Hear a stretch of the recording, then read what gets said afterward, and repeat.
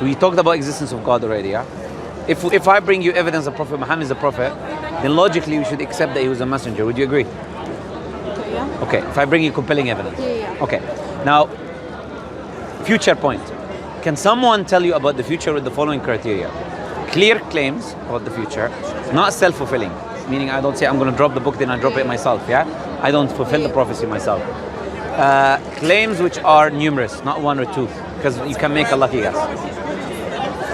Before the event took place, the Prophet made the prediction before the event took place, okay? And all the predictions are correct, none of them are false. Can anyone tell us about the future with this criteria in place? Elifana hasn't, definitely, but can anyone do that?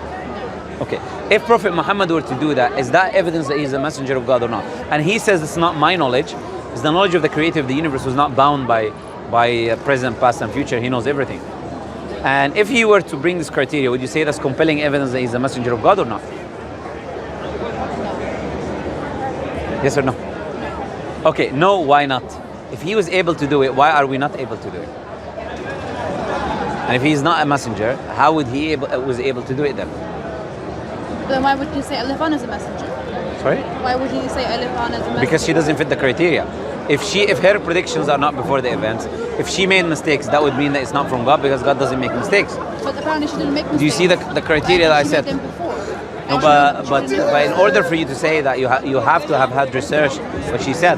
Can you tell me her claims of the future, is it written down? And if it's written down, okay, so it's just word of mouth. Yeah. Okay, but we have written down events, predictions before they take place.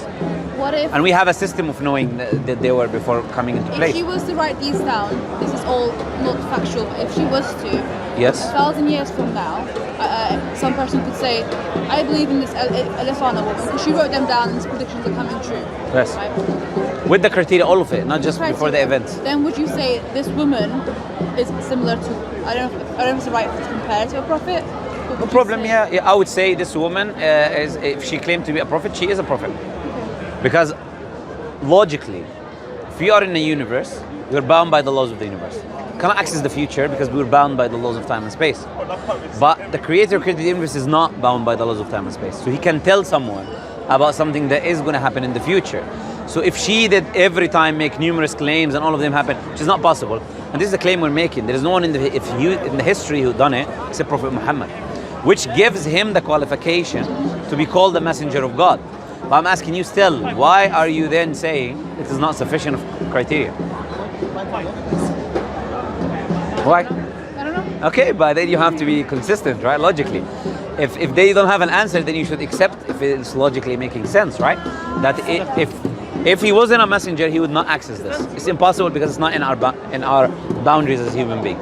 If he did, then that is evidence that he's a messenger, for we should believe he's a messenger and accept his claim. But by the way, that's just one of the evidences in Islam that I'm giving you, yeah? Now, well, and I'm telling you, because you brought prophecies into the idea, Prophet Muhammad did actually do that. And I can give you some of his prophecies if you want. So he said, for example, you will see the Bedouin. Do you know Bedouins? Bedouins are Arabs who live in the desert. Okay, yeah. They have tents and they don't have buildings of civilization. He said you will see the Bedouin barefoot Arabs. Bedouin Arabs, you'll see them building the tallest buildings. Where's the tallest building in the world? Dubai, Burj Khalifa. Now, he said that 1,400 years ago. He said that it's one of the signs of the last day that you'll see Bedouin barefoot Arabs doing this. 1,400 years prior to it. 50 years ago, Dubai was a desert. Yeah, I know. Why did it change? What happened? I was going to ask, do you think it changed because they read the Quran and that's the point I was coming to. I know what you're thinking, but that's the point I was coming to. I'm saying, why did it change? How did it change? They found oil. Yeah. The Prophet said that the earth will puke its treasures and money will become abundant to the new. So he didn't only tell them what they will be doing, but he gave the reasoning behind how they will be able to do what they did. And oil was not of value in the past. It's today because of the equipment that we have. So how would he know that? If he was not a messenger of God. Okay, Prophet Muhammad said that, you know the countries that are Muslim today, there was a battle Prophet Muhammad had. It was called the Battle of the Trench, because they had a trench. There was an army attacking them. There was outnumbered 3-1. And then they had a treaty with the Jews behind them, which betrayed them. So they were hungry, starving. The Prophet tied a rock on his belly from the amount of hunger that he had. They were trying to build a trench because one of his companions suggested that they do that. Yeah. Then when they were building that trench, they're supposed to be attacked. You don't know if they're going to live tomorrow or not. Prophet Muhammad made predictions about countries that Islam will enter in the future. Imagine in that situation, you don't know if you're living tomorrow or not, and you're telling your companions, he said, I see the Rome being opened. I see the palaces of it. I see Persia. Do you know what Rome and Persia was? You are someone without any military knowledge, without anything. You have just a bunch of followers. You don't know if you're going to live tomorrow. You're outnumbered, right? You're ambushed. And you're telling them the biggest empires of the time, which is the Roman and Persian Empire, you Muslims will overtake these, will conquer them. He was telling the Muslims he will do that. An atheist historian, he said this is paramount to the Eskimos, saying we're going to conquer USA and Russia. What is the possibility of that taking place? Yeah? Sorry, can I just grab one? Is that okay? Yeah, I'll give you before you go. Don't worry. I'll give you before you go. And I also wanted to say, yes. A reason that my personal belief of Islam isn't forbidden as well, I'm going to get isn't here right now is because my home country was taken over because of the Christian majority royal countries and Muslim Islam majority countries taking over our land, right? And all of these different. I find that funny, but I'll let you finish. No, carry on. Because I don't agree with this term, our land or his land or my land. Anyways, Yeah. I think that as long as, look, you're living in a place and I didn't kick you out of your own home, me taking the rulership of a place is not me taking your land. Because for example, sorry, I'm interrupting you. Because the Muslims were being persecuted in the lands that you're referring to. So the reason Islam, leave Christianity now and what they did and the persecution they did, I'm not defending them. I'm talking about Islam here. I'm here, I was a Muslim defending Islam. So when Islam went there, it was because the people were being persecuted in these lands. So they were trying to help the people who are being persecuted in this land. First, hear the message of the truth. Two, prevent the persecution that was happening to them by the morals of Islam. You get the point? So it was not like the Muslims didn't go and say, "Yo, okay, this is your house, no, go outside, it's my house now." I said it's like our land. It's Yes, because within this land, there's a lot of genocides against the I'm Kurdish. There's a lot of genocides against them, a lot of massacres within this land against them to try and ethnically cleanse them. So that's why they took over our land, because it was a way of getting into that land and ethnically cleansing everyone inside that land. Yes, but Muslims didn't do that. If someone did that, then I would agree with you. Muslims didn't do. Actually, no. Muslims did. So. You wouldn't be here then if they ethnically cleansed you. You wouldn't. And that's why my parents. You know what ethnic cleansing is? And that's why my parents were immigrants who fled from this, so they wouldn't die. But are there Kurdish Muslims there or not? There are. So the ethnic cleansing, sister, means that you remove the ethnicity from the land. You cleanse the land from the ethnicity. So I'm from the Turkish side, right? Yes. There has been more massacres towards Kurdish religion specifically by a Muslim country, right? Anyways, you are not secular. They are. Their laws are from Muslims. Anyways, let me tell you something important, Elifano, yeah? Because we are making historical claims first. I would need to ask you for references for what you're talking about. Because I don't agree that this took place. There's no ever ethnic cleansing that took place. If it did, as I said, there would be no Kurdish or Turkish. An attempt of cleansing. No, okay, that's another claim. So we would have to. It's not a claim. It is. I understand that I agree that Muslims entered there and they ruled. I don't disagree with that. But you claiming that what they were doing is that they were saying, for example, you leave the country because you are Turkish or you're Kurdish, you would have to give me evidences for that. Which historian says what you're saying? Can you name me one? Massacres and genocides, are you asking for? No, I'm asking for the ethnic cleansing that would take place. Can you name me one historian, one academic historian, reliable one, which claimed that Muslims were doing this? Christians is not my point. If you claim Muslims are doing this, you have to give me at least one historian saying that. I personally, off the top of my head, I could not do that, but I'm sure. What I would advise you to do is to go read the history, not from Muslims. You don't have to read it from Muslims. Read it from people who are not biased towards any religion, and they're just giving you a historical point of view. That is a little bit controversial, just because the history did happen. And it's kind of like, did it really happen? Yes, it did, you know? And I'm not contesting whether history happened or not, but I'm saying, because if my uncle and granddad died and it happened because they were this religion and this. Your uncle and grandfather, there was no Muslim empire at that time. No. The So how are you massacre saying? happened in the late 1900s. So okay, there Yeah. was no Muslim nation at that time, anyways. By Turkey, who was influenced by Muslims. No, that's a claim now. You say they were influenced by Muslims. I'm saying to you, there was no, like the Ottoman Empire died before what you're talking about. The Ottoman Empire, which actually Muslims was one structure, where there was a caliphate. You know, a caliphate, a leader of the Muslims. I know. That died way before what you're talking about. If that So is- if you're saying, if you want to put a responsibility of Islam on that, as I said to you, I separate between the people and the religion. Like if it was a Muslim caliphate, then maybe I might look at the claim, but still I separate between what they do, unless it was justified by the scripture. But what you're claiming, sister, is a bunch of people, so-called Muslims, did it. That doesn't mean anything, sister. You know, I cannot blame Islam. I cannot blame Islam based on what someone did something wrong. He did a genocide or did something. The Armenian genocide, I'm not justifying anything which happened which is un-Islamic by a Muslim. That's what I said to you from the beginning. Before you bring these things, yeah? But you have to be objective. You cannot base your feelings just because someone misused something which is true. You cannot push away that something which is true instead of blaming the person who's doing wrong. What you should do is to blame the individual who's doing wrong, right? Like there's so many Muslims that didn't do what you're talking about, right? If just a group of Muslims did it, then you cannot blame everyone and religion. So that's what I'm saying to you, sister, right? So it has to be rationality. So I'm saying right now, if Prophet Muhammad did, and I'm giving you examples of predictions of the future like this, would you accept he's a messenger or not? I suppose I would. Okay. How about you? For me personally, I don't doubt that there is a God, Good. but for me, it's more so I disagree with a lot of the core values of Islam. Okay, let me deal with that point then. Let me deal with that point. Now, if I say to you, what's your name? Mansoor. Mansoor. Really? Okay. I know another Mansoor who's Bangladeshi. You know his name is Mansoor and he's from Bangladesh. So, sorry, coming back to what I'm saying. Where do you get your morality from? I don't really base it off of anything. It's just a blend, you know. It's just my own personal beliefs, what I find to be right and wrong. And Would you agree that is influenced by your society and your upbringing? To an extent. There's no doubt about that, right? It would be influenced by your society and your upbringing. So if you're basing now, what you're doing is you're making moral judgments over a religion that has evidence to its divine origin, which has objective morality, and you are using subjective criteria that has been influenced by Western society. So whatever moral thing, look, I'm not dealing with the moral claim specifically, I'm giving you an overview of what you're doing, right? Which then shows you that what you're doing is not logically valid. You get the point? If you're coming from a subjective moral criteria that is influenced by society, if you were in a different society, you believe otherwise. And your subjective morality is not enforceable, meaning it's just you, what you believe is right or wrong. Someone else can believe the same thing is to be wrong or right. That would mean that there is no morality really.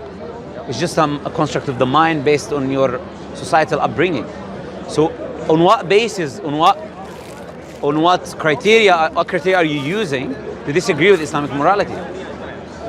What standpoint are you coming from? It's not a particular standpoint. It's more so just my own personal beliefs.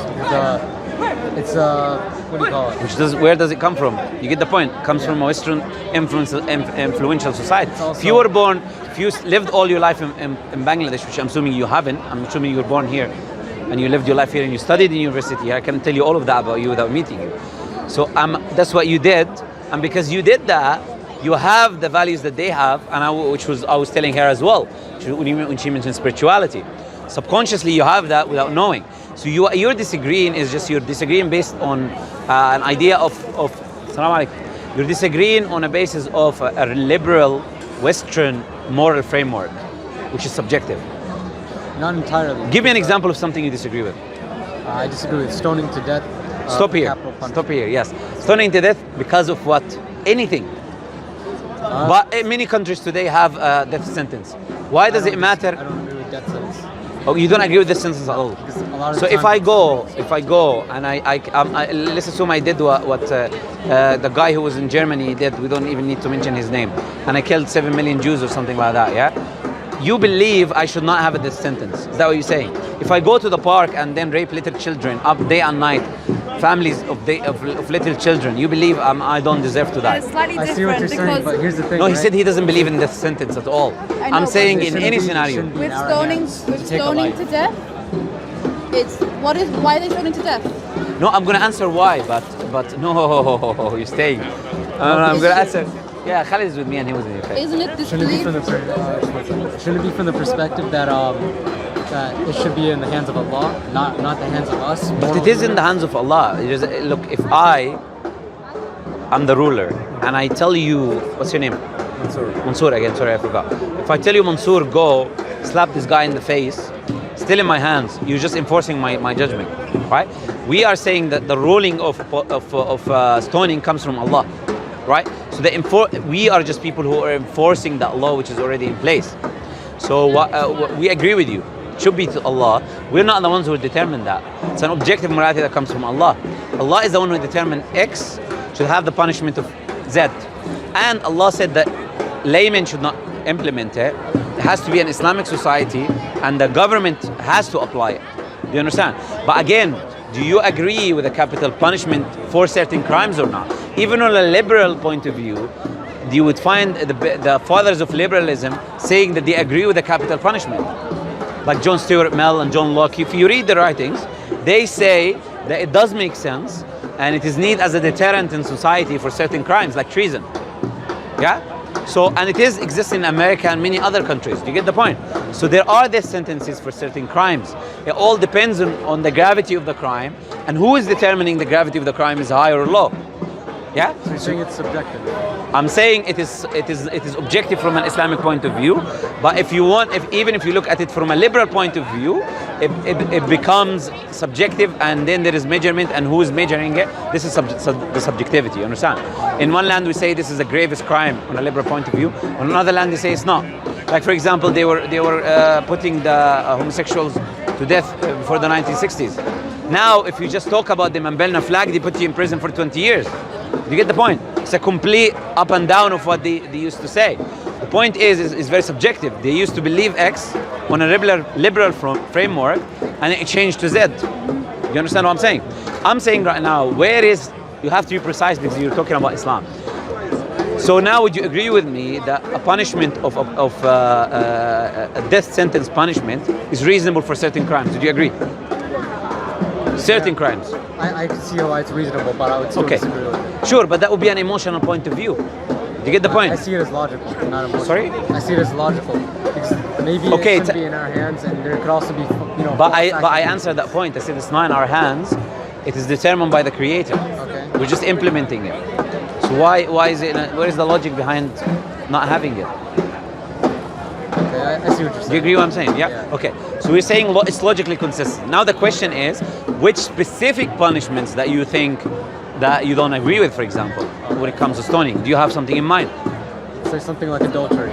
Okay, let's say adultery, no problem. Very good example. Now, can you tell me what is the criteria for us to stone someone in a Sharia state if they commit adultery? I believe it's stoning to death if you... What do we need as evidence for that to happen? Witness statements? Sorry? Witnesses? Of who? How many? 3? How many? I don't know. I don't know. Sure. So you need to know what we need in order for us to apply. And I'll tell you something, I've not come across a single case in Islamic history, 1,400 years, of stoning to death with the evidence is established. Because the criteria is so strict. Allah put the punishment just as a deterrent, but people don't research the criteria, and that's the point, they just deterred. I'll tell you the criteria now. So the criteria is the following. There has to be 4 male practicing Muslim men. So 4 males that are Muslims that are practicing the religion. Why practicing? For example, they cannot look in the window and see someone committing adultery because you cannot spy. Allah tells you not to spy.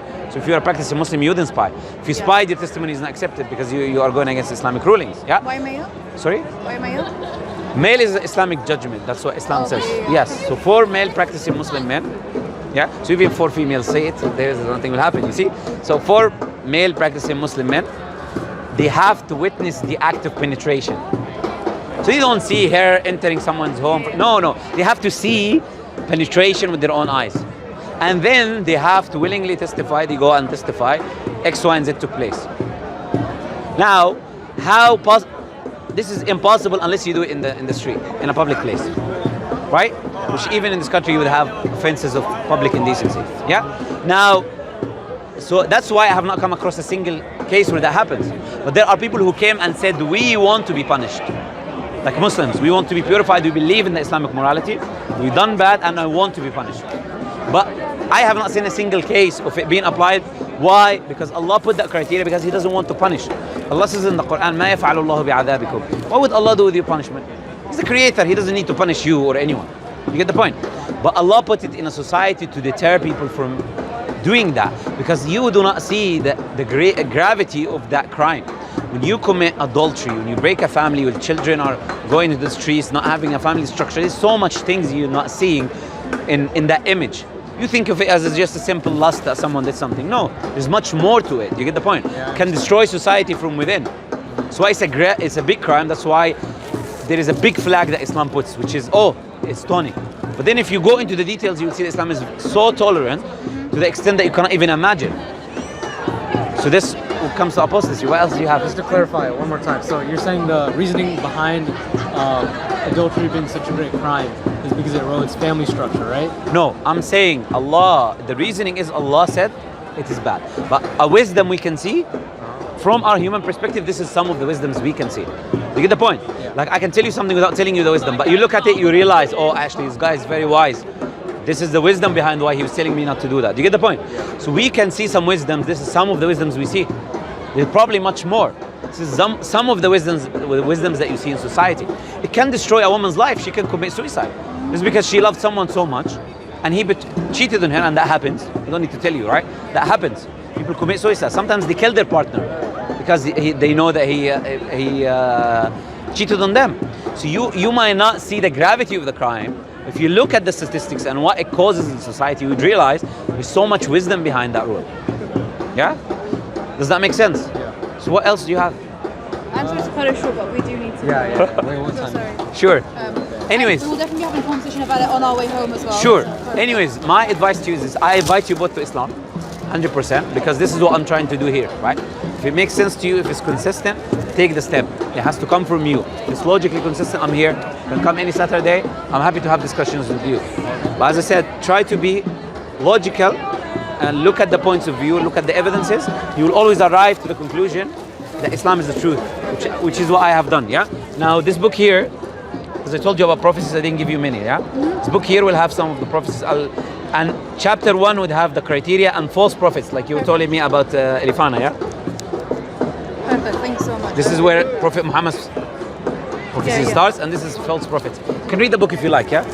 So, if you have any questions, come back from me, I'm happy. Okay, thank you. I don't know. Nice talking to you. قال يا عشيرتي جميعكم حتى ابنتي لا أغني عنكم فاعبدوا إلهكم ووحدوا. إذا أعجبك الفيديو لا تنسى الإعجاب والتعليق، ولكي يصلك كل جديد اشترك الآن.